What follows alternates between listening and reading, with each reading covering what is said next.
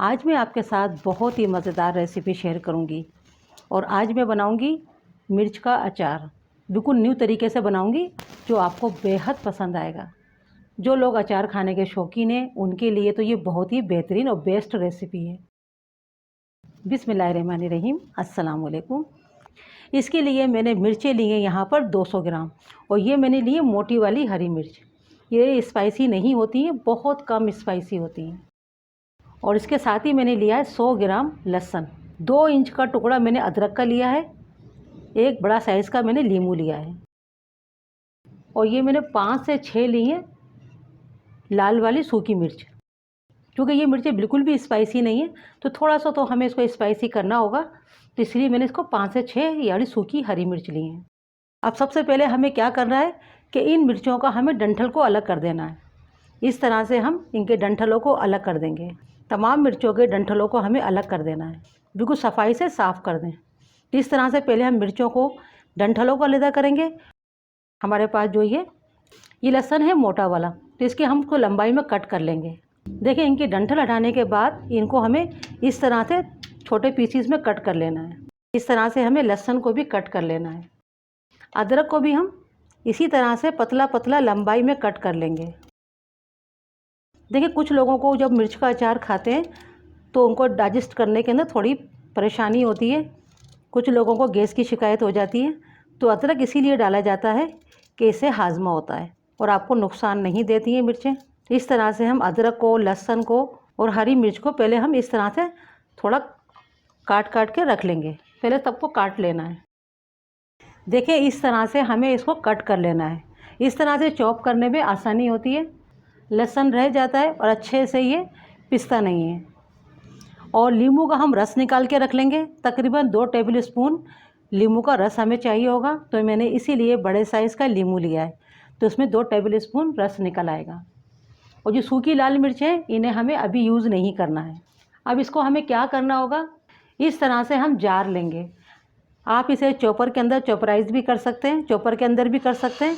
अगर चॉपर हर घर में नहीं होता है तो इसलिए मैं आपको बता रही हूँ कि आप इस तरह से भी कर सकते हैं।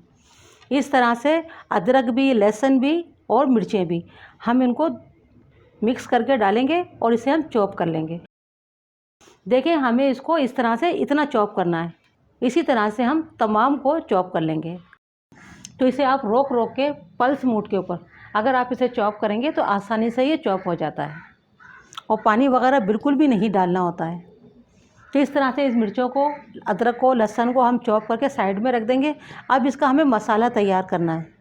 1 खाने का चम्मच भरकर लेंगे साबित धनिया और 1 टीस्पून लेंगे भरकर सौंफ का। 1 खाने का चम्मच भरकर लेंगे सफ़ेद ज़ीरा और आधा खाने का चम्मच लेंगे राई का। राई ले लें, सरसों ले लें। बिल्कुल थोड़ा सा हम लेंगे 10 से 12 दाने मेथी दाना के, ज़्यादा नहीं लेना है वरना कड़वाहट आ जाएगी। आधा टीस्पून लेंगे अजवाइन का और साथ ही डाल देंगे हम 5 से 6 सूखी लाल मिर्चें। अब इन्हें हमें ड्राई रोस्ट कर लेना है। इस तरह से क्या है, मसालों की नमी निकल जाती है। और गैस को यहाँ पर हम कम ही रखेंगे। इसका कलर वगैरह चेंज नहीं करना है, बस इसको इतना 2 से 3 मिनट स्लो गैस के ऊपर इसको ड्राई रोस्ट कर लें। इससे क्या है, इसकी नमी ख़त्म हो जाएगी और आपका जो अचार है, ये चटनी है, वो ख़राब नहीं होगा। देखिए, अच्छे से रोस्ट हो गया है और खुशबू भी आने लगी है। बस इसको हमें इसी वक्त प्लेट में निकाल लेना है। बस इसे हमें दरदरा सा पीस लेना है, बिल्कुल फाइन नहीं करना होगा। ठंडा कर लें, उसके बाद ही कीजिएगा। अब जो मिर्चें, लहसुन, अदरक हमने चॉप करके रखा था, इस मसाले को हम इसी में डाल देंगे। इसी के साथ डाल देना है आधा खाने का चम्मच नमक का। नमक देखें आप अपने मुताबिक, कुछ लोग बहुत तेज़ नमक खाते हैं, कुछ कम। आधा टीस्पून लेंगे कलौंजी और आधा टीस्पून ही लेंगे हल्दी का पाउडर। अब इन्हें पहले हमें मिक्स कर देना है। देखिए, अच्छे से मिक्स कर लिया है। अब इसी वक्त डाल देना है नींबू का जूस। तो देखिए, 2 खाने के चम्मच है ये। और साथ ही डालेंगे तेल। आधा कप लेंगे हम ऑयल का। आप इसकी जगह मस्टर्ड ऑयल, सरसों का तेल भी ले सकते हैं। तेल को पहले पका लें अच्छे से। फिर उसके बाद में यूज़ कीजिएगा। इस अचार को हमें बिल्कुल भी पकाना नहीं पड़ता है, सिर्फ मसालों को हमें ड्राई रोस्ट करना पड़ता है। बस आपने इधर बनाया, इधर खाना शुरू कर दें। आपको बिल्कुल भी इंतज़ार करना नहीं पड़ता है, ना ही आपको धूप दिखाने की ज़रूरत होती है, और मिनटों के अंदर ये अचार बन के तैयार हो जाता है। बस ये समझ लें कि 5 मिनट के अंदर ये अचार बन के तैयार हो जाता है, और ये हमारा अचार बन के तैयार हो चुका है। अचार को बनाने के बाद आप साफ़ सी बोतल ले लें, जार ले लें। शीशे का लेंगे तो काफ़ी दिन चलता है, अगर प्लास्टिक का लेते हैं तो उससे पहले ड्राई कर लें, खुशक कर लें, उसके बाद में आप इसे यूज़ कीजिएगा। इसमें ऑयल भी ज़्यादा खर्च नहीं होता है, सिर्फ आधा कप ऑयल की ज़रूरत पड़ती है।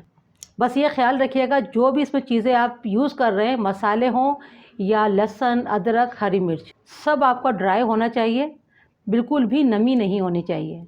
जब आप इस अचार को यूज़ करें तो गीला चम्मच यूज़ ना करें, या जो अचार बच गया है वो दोबारा से जार में ना डालें। इस तरह से ये अचार ख़राब हो जाते हैं, और आपको धूप दिखाने की भी ज़रूरत नहीं है, बस बनाएं और फ़ौरन से यूज़ कर लें। इस तरह से ये अचार आपका काफ़ी अरसे चलता है, जब ख़त्म हो जाए फिर आप दोबारा बना लें। इस तरह से ये अचार आप बना के रख लें। दाल चावल के साथ तो ये बहुत ही मज़े का लगता है, रोटी के साथ भी खा सकते हैं। अगर आपको जहाँ भी अचार की ज़रूरत होती है, आप इस अचार को खाइएगा, आप खुद कहेंगे बहुत ही चटपटा, बहुत ही मज़ेदार ये अचार बन के तैयार हुआ है। सिर्फ 5 मिनट लगते हैं और अचार बन के तैयार हो जाता है।